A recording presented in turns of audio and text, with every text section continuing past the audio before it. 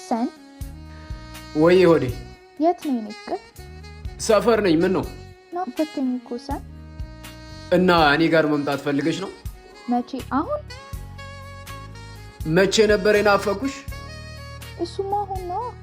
እኮ ነው ያጠብቅሻለሁ ውፍ ንቅር ታዲዬ መጣው እሺ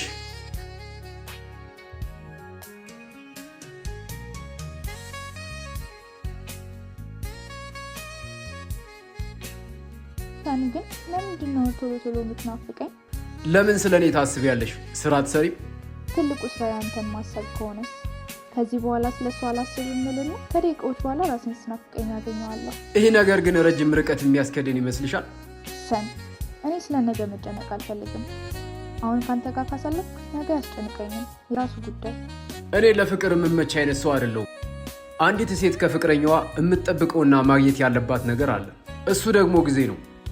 እኔ ደግሞ እንደምታየኝ በጣም ቢዚ ነኝ ላንቺ ጊዜ ልሰጥሽ አልችልም ገብቶኛል ሰን ስራ አንተ ለኔ ጊዜ እንድትሰጠኝ አልፈልግም